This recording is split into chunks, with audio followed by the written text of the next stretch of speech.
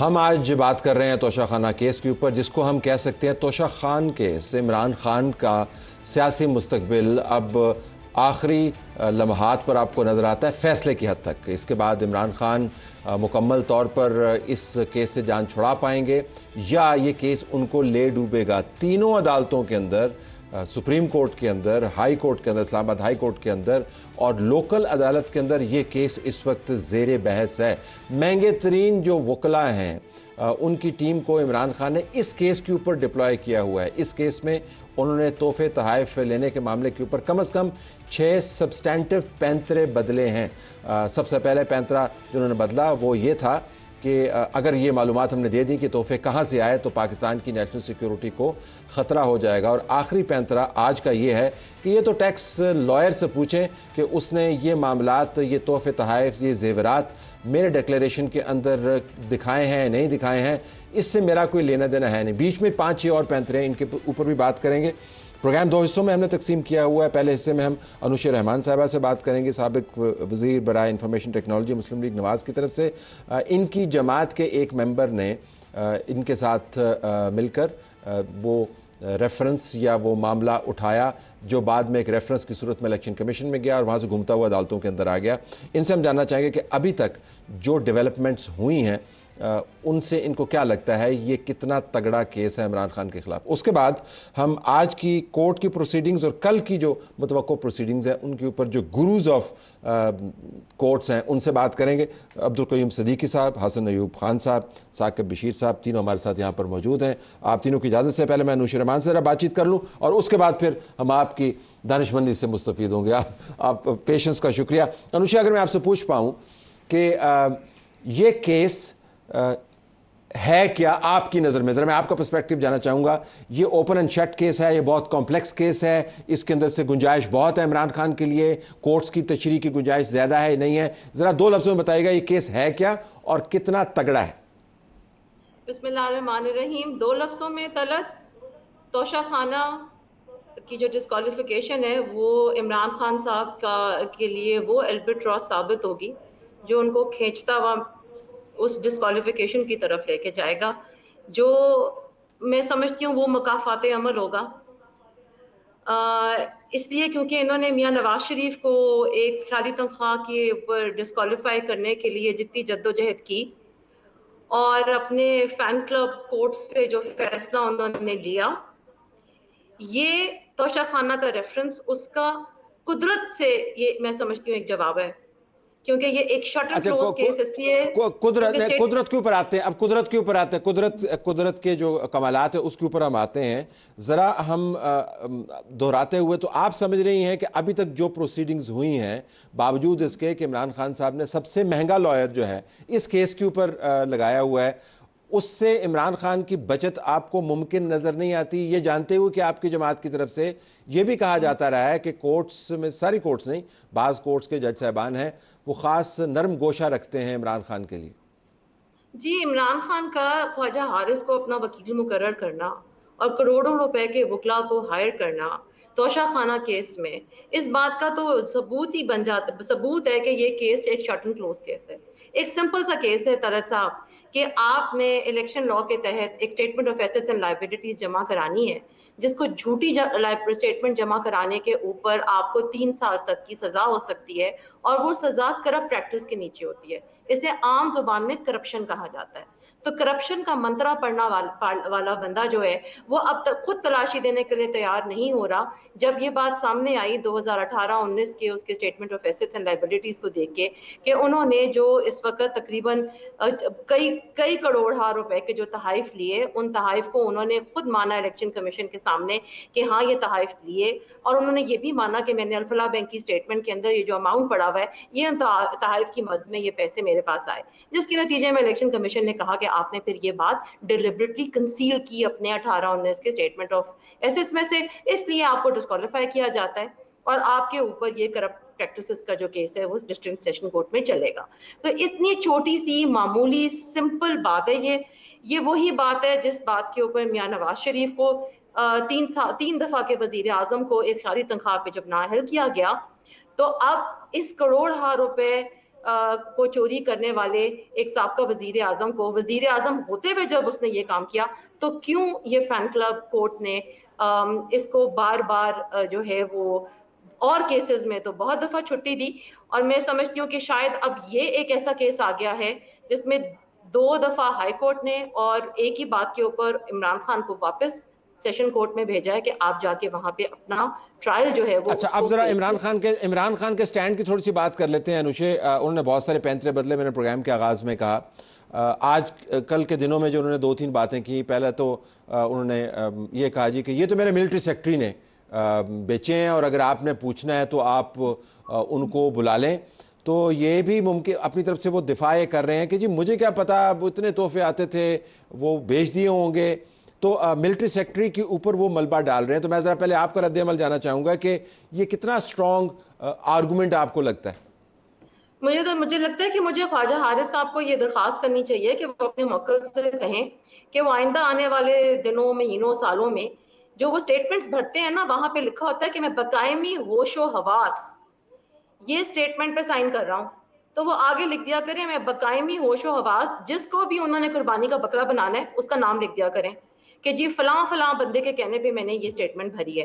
کیونکہ بعد میں جو ڈرامہ چلے گا اور بعد میں جو فلم چلتی ہے کورٹس کے اندر اس میں تو لیگیلٹی تو کوئی ہے نہیں. آپ ایک بندہ جو ہوش مند انسان جو اپنے آپ کو ہوش مند سمجھتا ہے اور جو وزیر اعظم کے منصب پہ فائز ہوتا ہے اس کے لیے اس قسم کی بچگانہ باتیں کرنا اور لوگوں پہ اپنی غلطیوں کا اپنی چوریوں کا مدعا ڈالنا نہ تو اس کی کوئی آئین میں گنجائش ہے نہ ہی اس کی قانون میں گنجائش ہے اور نہ ہی عوام میں اس بات کا کوئی ایکسیپٹنس آپ کو کوئی نظر آئے گی کہ ہاں بڑی لیکن جی اب یہ وہ تو یہ بھی کہہ رہے ہیں انوشا صاحبہ اب وہ یہ بھی کہہ رہے ہیں کہ یہ تو ٹیکس فارمز میں تھوڑی فل کرتا ہوں وہ تو میرے ٹیکس ریٹرن جنہوں نے فائل کیے ہیں وہ انہوں نے کیے ہیں. خواجہ حارث صاحب نے اس کے اوپر بڑا زور لگایا. وہ دیکھیں جی گواہان کی فہرست کے اندر جو ہیں وہ 3 بندے جو تھے وہ تو ٹیکس ایکسپرٹس تھے ان کو انہوں نے رد ہی کر دیا. اور برائے مہربانی دیکھیں یہ کورٹ کتنی بائسڈ ہے. تو اب وہ یہ بھی کہہ رہے ہیں ان کا کہ میں تو فارم فل کرنے والا بندہ نہیں ہوں میں تو بڑی بڑی باتیں کرتا ہوں مسلم امہ کی بات کرتا ہوں انقلاب کی بات کرتا ہوں میرا کیا لینا دینا. جب وہ مدینہ ریاست کی بات کرتے تھے اور وہ جب حضرت عمر کی بات کرتے تھے اور جب وہ تلاشی دینے کی بات کرتے تھے اور جب یہ سب باتیں وہ میاں نواز شریف کے لیے کرتے تھے تو یہ باتیں وہ پھر اپنے اوپر کیوں نہیں لاگو کرتے اس قدر منافقت. اور دوسری بات یہ کہ یہ ٹیکس کا کیس نہیں ہے یہ case statement of assets and liabilities کا ہے جس پہ ٹیکس لا نہیں لگتا. آپ جانتے ہیں کہ ٹیکس قوانین کے اندر ایک اسٹیٹمنٹ جب آپ دائر کرتے ہیں تو اس پہ 5 سال کے اندر اور اس کا ایک اپیل کا پروسیس ہوتا ہے.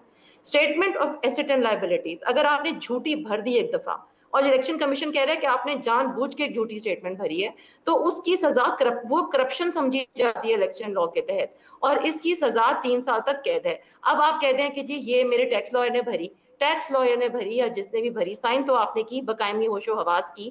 اب اگر بقائمی ہوش و حواس پہ بھی ہم بات کرنا چاہتے ہیں تو پھر ہم کر لیتے ہیں لیکن اس کا مطلب صرف یہ ہے کہ آپ جو ہیں وہ اپنے علاوہ سب کو گناہ گار سمجھتے ہیں. آپ یہ سمجھتے ہیں کہ آپ کوئی غلطی نہیں کر سکتے اور آپ کا فین کلب جو ہے وہ آپ کے پیچھے اندھا دھند چلتا رہے گا. نہ یہ پہلے شاید یہ پائٹ پائپر کی یہ ساری باتیں جو تھیں وہ لوگوں کو یو ٹرن اور یہ سب باتیں لوگ جو تھے انہوں نے ان کو شاید لائٹلی لیا ہو لیکن اب یہ چیز اب آگے نہیں چلے گی. دوسری بات یہ کہ الیکشن کمیشن کے سامنے عمران خان صاحب نے جو اسٹیٹمنٹ داخل کی تھی جس میں انہوں نے بینک الفلاح میں جو پیسے آئے ان کو مانا کہ یہ پروسیڈز ہیں جو ان تحائف کو بیچنے کے بعد مجھے ملے. اب وہاں کے ڈسٹرکٹ اینڈ سیشن کورٹ میں ایک مختلف بیان جمع کرا دیتے ہیں تو کیا لکھیں گے وہ کہ میں نے جو بیان الیکشن کمیشن میں جمع کرایا تھا وہ میں نے اکاؤنٹنٹ کے نام پہ جمع کرایا تھا. اب آئندہ جب یہ ہائی کورٹ میں جائے گا تو یہ کہیں گے کہ یہ جو بیان میں نے ڈسٹرکٹ اینڈ سیشن مجھے کورٹ تو میں جمع کرایا لگتا ہے تھا اس کے اوپر وہ یہ جو بھی خواجہ لکھیں حارث گے نے بعد جمع میں اگر کروایا وہ تھا پھر یہ کہیں گے کہ یہ میں یہی اب کہنے آپ والا خواجہ تھا انہوں نے حارث کہنا کو کہ بلا میں لیں. نے یہ بھی نہیں لکھا تھا کہ میں نے یہ لکھا تھا وہ تو کسی اور نے لکھا تھا خواجہ حارث نے لکھا تھا. جی اب یہ But I have to Khwaja leave it Haris there, کی انوشے. اگلی باری خواجہ حارث کی ہے. اب ہائی کورٹ میں جب یہ کیس جائے گا تو یہ سارا مدعا انہوں نے خواجہ حارث پہ ڈالنا ہے اور اپنے باقی وکلا پہ ڈالنا ہے. اور کیا کوئی بھی عدالت چاہے وہ کتنا بڑا فین کلب کیوں نہ ہو عمران کا وہ عدالت کسی بھی صورت میں کسی بھی وکیل کو پرسنل لائبلٹی کے طور کے اوپر اس سٹیٹمنٹ کو بالکل انفورس نہیں کرے گی. تو قانونی طور کے اوپر ان سٹیٹمنٹس کی کوئی بیسس نہیں ہے. یہ صرف ایک مذاق ہے جو وہ کر رہے ہیں اپنے فین کلب کو وہ اس وقت ڈیل کر رہے ہیں. وہ فین کلب کتنی دیر تک اندھا دھند ان کو فالو کرتا ہے میں سمجھتی ہوں کہ وقت نے ثابت کیا کہ اب اس قسم کی گفتگو کی اور اس قسم کی بہتان ترازی کی گنجائش نہیں رہی ہے. سوشل میڈیا کا دور ہے. Okay, I have to leave it there. Anusha, I have to leave it there. Anusha, I'm sorry, we're short on time here. بہت شکریہ آپ نے ہمیں وقت دیا. آئیے جی اب اس کے اوپر ذرا بات کر لیتے ہیں. انوشا نے جو باتیں کی وہ تو ان کی پارٹی کا پوائنٹ آف ویو ہے. ذرا میں فین کلب کی طرف آنا چاہوں گا. شی سیمڈ ویری آپٹمسٹک کہ معاملات جو ہیں وہ اب کلوجر کی طرف جا رہے ہیں. So one by one starting with you and then this round, آپ کا کیا خیال ہے, واقعتاً کلوجر کی طرف جا رہے ہیں یا اس میں سے کوئی اور نیا ایسا ٹرک نکلے گا جس کے پیچھے ایک اور بتی ہوگی جس کے پیچھے پھر ہم اور آپ سب بھاگتے رہیں گے؟ کلوجر یا نہیں؟ بالکل ڈیفینیٹلی یہ اپنا جو ہے کنکلوڈ ہونے جا رہا ہے یہ معاملہ توشہ خانہ والا.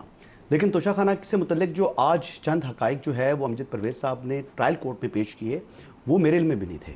وہ یہ ہے کہ 4 سال میں چیئرمین تحریک انصاف نے جو اپنے گوشوارے ظاہر کیے ہیں اور ایون ٹیکس ریٹرنز کے اندر بھی ان میں ان کے پاس کوئی گاڑی نہیں ہے, موٹر سائیکل تک نہیں ہے, 1 تولہ سونا بھی نہیں ہے, نہ ان کے پاس نہ ان کی اہلیہ کے پاس.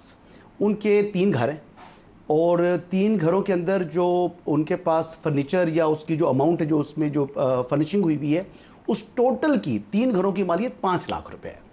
اچھا اور بات آپ کو بتاؤں جی, فرنیچر فکسچر جتنی بھی چیزیں 3 گھروں کے فرنیچر 3 گھروں کے جی 3 گھروں کے جو ان کی اہلیہ کا بھی بنی گالہ میں گھر ہے اور ایک جو ان کا 5 لاکھ روپے ٹوٹل آل ٹوگیدر تینوں کی مالیت 5 لاکھ روپے میں آپ کو بتا رہا ہوں. اچھا اس کے علاوہ جی 107 ملین کے تحائف انہوں نے توشہ خانہ سے لیے جس کا انہوں نے 25% پے کیا اور جو اپنا وہ شو کر رہے ہیں 58 ملین یعنی 5 کروڑ 80 لاکھ روپے وہ کہہ رہے ہیں میں نے ریٹرنز میں اس نے ظاہر نہیں کیے کیونکہ وہ کچھ جو تحائف میں نے لیے وہ میں نے جون سے پہلے فروخت کر دیے. مطلب یہ ایسا کیس ہے. اور پھر یہ صادق اور امین بھی ہیں. اب دیکھیں نا ایک تو بڑے غریب بھی ہیں, اپنی گاڑی بھی نہیں ہے, موٹر سائیکل بھی نہیں ہے. ہاں ان کے پاس 4 بکریاں ہیں. وہ 4 بکریاں انہوں نے 2018, 19, 20 کے گوشواروں میں ظاہر کی ہوئی ہیں اور میرا سے ابھی جو لیٹسٹ ریٹرن گوشوارے ہیں اس میں بھی وہ ظاہر کر رہے ہیں اپنی بکریاں ان کے پاس انٹیکٹ ہیں. باقی نہ ان کے پاس گاڑی ہے, نہ ان کے پاس 1 تولہ سونا ہے, نہ ان کے پاس کوئی گھڑی ہے, نہ ان کے پاس کوئی ویلیوبل چیز نہیں ہے. جو گھروں کے جو ٹوٹل چیز ہے یعنی ان کے پاس 300 کنال کا ایک گھر ہے جو کہ بنی گالہ والا ہے, پھر ان کے پاس کوئی 7-8 کنال کا گھر ہے جو زمان پارک والا ہے, اور پھر 3 کنال کا ان کی اہلیہ کا ہے. پھر اس کے بعد ہاں ان کے پاس زرعی اراضی ضرور ہے جو انہوں نے انہیرٹ کی ہے, لیکن زرعی اراضی کے باوجود ان کے پاس ایک ٹریکٹر نہیں ہے, اس کے لیے کوئی حل نہیں ہے, ان کے پاس تھریشر نہیں ہے, ان کے پاس. میں بھی خود ذمہ دار ہوں تو مجھے پتا ہے کہ یہ چیزیں ریکوائرڈ ہوتی ہیں جب آپ نے ذمہ داری کرنی ہوتی ہے تو وہ شاید رینٹ پر لیتے ہوں گے, پھر یا ٹھیکے پہ دی ہوئی ہوگی جگہ, پھر یہی ممکن ہو سکتا ہے. ادروائز تو موکل بھی تو حل چلا سکتے ہیں. ہاں موکل بھی چلا سکتے ہیں.